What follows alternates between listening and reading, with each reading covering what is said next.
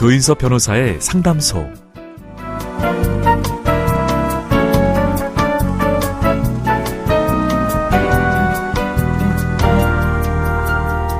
운전하다 보면 유독 빨간 신호등에 자주 걸릴 때가 있습니다. 언제 어느 때건 만나게 되는 빨간불, 그건 인생길에서도 마찬가지겠죠. 기대했던 일이 잘 안 되기도 하고 돈을 잃기도 하고 사랑하는 사람과 헤어지기도 합니다. 하지만 신호는 곧 바뀌죠. 속 시원하고 정확한 자문으로 법률 문제를 풀어드리는 조인섭 변호사의 상담소, 지금 바로 문을 열겠습니다. 저는 조인섭입니다.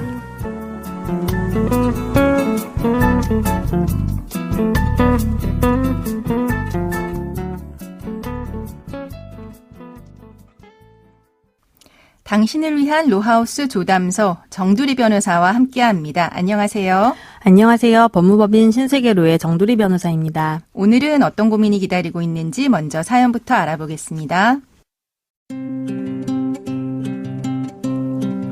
저는 결혼 10년차 주부이고요. 10살, 8살 두 아들을 두고 있습니다.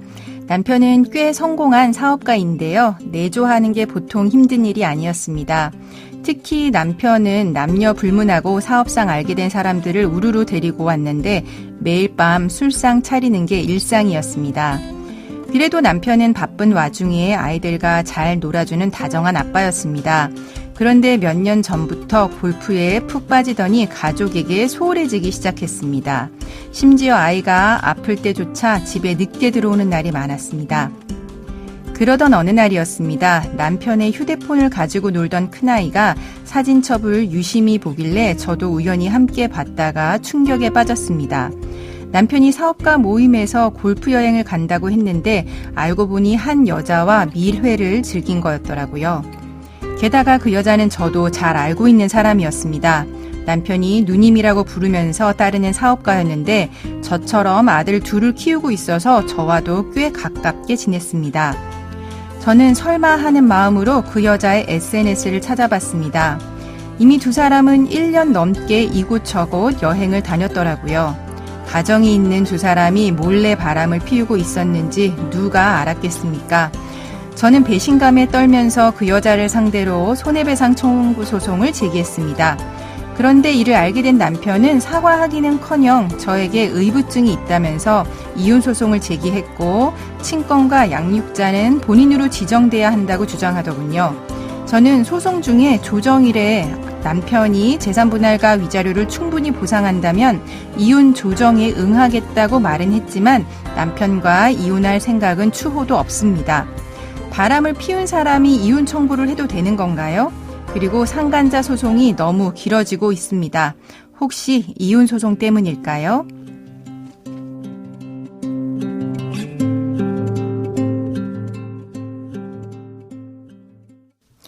네, 사연자분의 남편은 부정행위를 했습니다. 유책 배우자라고 하는데요. 이런 유책 배우자가 오히려 이혼 청구하는 것 가능한가요? 네, 법원은 상대방이 원치 않는 이혼을 인정하는 기준을 크게 유책주의와 파탄주의 두 가지로 나누고 있습니다. 네. 유책주의란 부부 일방에게 책임이 있는 경우에 하나여 다른 일방이 이혼을 청구할 수 있는 것이고, 파탄주의는 책임 유무와 관계없이 혼인이 파탄에 이르게 되면 이혼 청구를 할 수 있는 것인데요. 두 가지 기준 중 우리 법원은 원칙적으로 유책주의 입장을 취하고 예외적인 경우에만 유책 배우자의 이혼 청구가 허용됩니다. 네, 어떤 경우가 예외적인 경우죠? 네, 우리 법원이 예외적으로 유책 배우자의 이혼 청구를 허용하는 경우는 바로 유책 배우자의 책임이 반드시 이혼 청구를 배척해야 할 정도로 남아있지 않은 경우인데요. 네. 예를 들면 상대방 배우자가 표면적으로만 이혼에 불응하고 객관적으로는 이혼 의사가 명백할 때나 유책성이 상쇄될 정도로 상대방 배우자 및 자녀에 대한 보호와 배려를 한 때, 세월이 많이 흘러서 정신적 고통이 점차 약화되어 책임의 경중이 무의미할 정도가 되었을 때에는 유책 배우자의 이혼 청구가 인용되기도 합니다. 네. 이번에 대법원이 그런 좀 더 구체적인 기준을 이제 예시를 해주기도 했었죠. 어쨌거나 근데 사연자분의 경우 이혼 조정 과정에서 이혼을 하겠다라고 말을 한 것 같긴 합니다. 그거는 불리하게 작용하지 않을까요? 그렇게 생각하는 경우가 많을 수 있는데요. 이런 사례와 같이 이혼 소송이 제기된 후 이혼 기각을 구하는 당사자가 조정 과정에서 재산 분할이나 위자료 등에 관해서 제시한 금액에 동의하는 경우 이혼에 동의하겠다라고 발언했다는 사정만으로는 상대방도 혼인을 지속할 의사 없음이 명백하다고 단정하지는 않습니다. 네, 그렇죠. 이혼하겠다고 합의서를 쓴 거 그것만으로도 또 이혼 의사가 명백하다. 네, 이혼 사유가 해당한다. 네, 그렇게 볼 수는 없다라고 하는 판례도 있으니까요. 네, 그러면은 사연자분의 경우는 남편이 유책 배우자라고 하는 점을 인정받아야 할 것 같은데요. 사연자분은 남편이 상간녀와 함께 국내 여행을 다녔다. 이거 소송에서 입증하셔야 되는데 어떻게 입증이 가능할까요? 소송 당사자는 소송 중에 사실조회 신청이라는 것을 할 수 있습니다. 네. 법원이 이를 채택하면 법원은 단체나 개인 등에게 그 업무에 속하는 사항에 관하여 필요한 조사 또는 보관 중인 문서의 등본, 사본의 송부를 촉탁합니다. 이 사례에서는 남편의 금융거래 정보, 카드 내역을 조회한 뒤 남편과 상간녀가 숙박한 호텔을 통해서 CCTV 영상이 있는지를 조회할 수 있습니다. 네. 만약 해외여행이라면 출입국을 관리하는 공공기관에 배우자와 상간자의 출입 기록을 요청할 수도 있습니다. 네, 근데 이제 CCTV 같은 경우는 보관 기간이 굉장히 짧지 않습니까? 일주일, 석 달, 굉장히 천차만별인데 그런 경우는 어떻게 하나요? 만약에 이미 남편이 상간녀와 언제, 어디에서 숙박하였는지를 아는 경우라면 소송을 제기하기 전에 미리 법원을 통해 증거 보전 신청을 하는 것이 좋습니다. 개인정보 보호 등을 이유로 당사자가 사적으로 알아보기 어려운 사항에 대해서는 법원을 통해 증거 수집을 할 기회를 가질 수 있으므로 이를 적절하게 이용하면 소송에 큰 도움이 됩니다. 네. 그러면은 사연자분은 상간녀와 상간녀 소송도 하고 있는 것 같습니다. 근데 이게 지금 길어지고 있어서 정신적으로 이제 힘드신 것 같거든요. 이렇게 이혼 소송과 상간 소송 같이 진행되는 경우에 좀 영향을 주나요? 네, 보통 이혼 기각을 구하는 입장에서는 이혼 소송과 별개로 상간자에 대한 손해배상 소송을 빨리 종결하고 싶어 하시는데요. 그만큼 정신적 고통이 크기 때문이겠죠. 네. 그러나 법원에서는 이혼 소송의 진행 과정이나 결과를 기다려보는 입장입니다. 네. 부정행위로 인한 손해배상 소송은 민사법원의 관할이지만 이에 더하여 이혼을 원인으로 하는 손해배상 소송을 하는 경우 가정법원의 관할이 돼서 이송이 되는 경우도 있고 위자료 액수에도 영향을 주기 때문인 것으로 보입니다. 네, 그렇군요. 그리고 사건에 따라서는 처음에는 이혼 기각을 구하였더라도 이혼 소송 과정에서 입장이 바뀌는 경우가 있기 때문에 이를 반영하기 위한 것으로 보입니다. 네, 그러면 상간녀 소송이 빨리 끝나기를 바라긴 하지만 이혼 소송과 거의 같이 끝날 가능성이 더 많다. 이렇게 보시는 거네요. 그러면 사연자분은 아직 어린 두 아들을 키우고 있습니다. 남편이 근데 이 아이들에 대해서 친권, 양육권 갖겠다고 하는 상황인 것 같은데요. 부정행위를 한 배우자가 자녀의 친권, 양육권자로 지정해달라. 이게 가능한 건가요? 네, 사실 부정행위를 했더라도 자녀의 친권자 및 양육권자가 될 수 있습니다. 자녀의 친권자 및 양육권자를 지정하는 데에는 자녀의 복리와 안정이 최우선인데 부정행위를 한 배우자라도 부모로서의 역할에는 충실한 경우도 있기 때문입니다. 네. 다만 부정행위를 하면서 자녀에게 소홀한 경우도 있고 혼인 파탄의 책임이 있으므로 양육권 다툼에서 전혀 무관한 요소라고 보기는 어려울 듯합니다. 네, 그럼 주장은 할 수는 있는 거네요.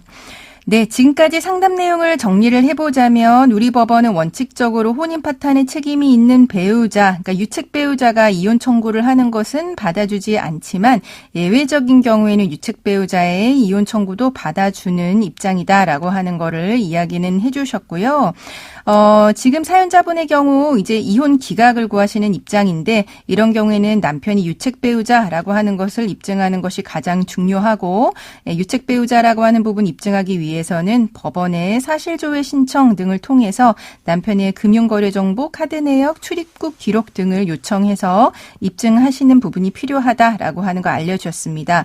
또 유책 배우자라고 하더라도 자녀의 친권 양육권자 정하는 데 있어서는 꼭 불이익이 있는 거는 아니고 자녀의 친권 양육권자 같은 경우는 자녀의 복리와 안정이 최우선이기 때문에 사연자분의 경우 남편이 아니라 본인이 친권 양육권자로 지정되는 거를 바란다라고 하면 남편이 부정행위하느라 자녀에게 소홀했다라고 하는 점 입증하는 거가 중요해 보인다라는 이야기도 해주셨습니다. 네, 조인섭 변호사의 상담소 청취자분들의 사연을 기다립니다. 정두리 변호사가 사연 보내시는 방법 알려주세요. 네, 인터넷 포털 사이트 검색창에 YTN 라디오 조인섭 변호사의 상담소를 입력하시고 홈페이지에 들어오셔서 상담 게시판에 글을 남겨주시면 됩니다. 연락받으실 전화번호도 함께 적어주시는 거 잊지 마세요. 네, 감사합니다. 지금까지 정두리 변호사와 함께했습니다. 네, 감사합니다.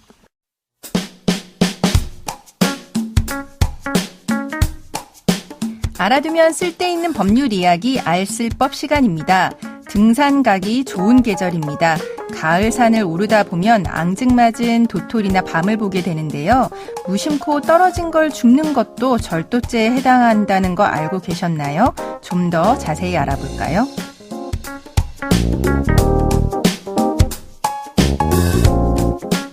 산에서 도토리를 줍거나 버섯, 나무, 심지어 돌과 흙을 가져오는 것도 절도에 해당합니다.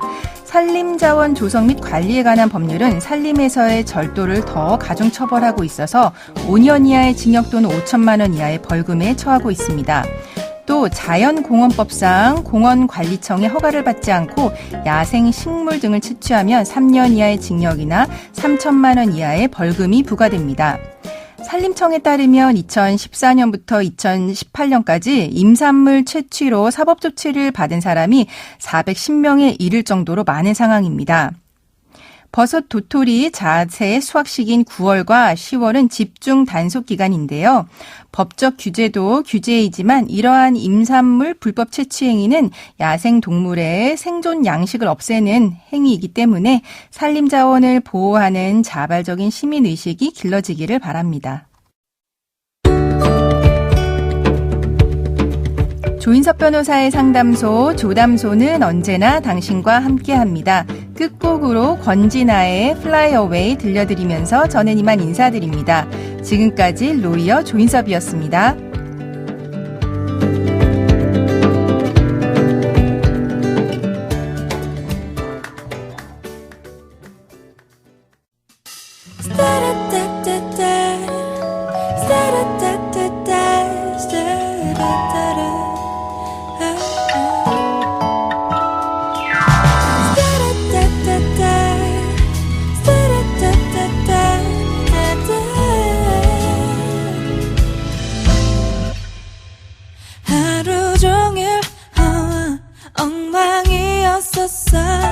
일어나서부터 기분이 뭐 같았어.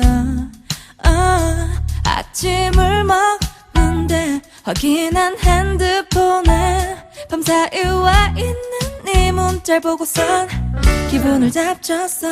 또다시 날 찔러보는 네가 뻔히 보여서 거지같지 그다지 썩 반갑지 않으니까 네가 힘들어하는지 어떤지 이제 아무렇지도 않아. 나 하나도 안 미안해서 미안해. I'm gonna fly away, gonna fly away. 마음은 한결같겠지, 날아갈 듯 가볍지.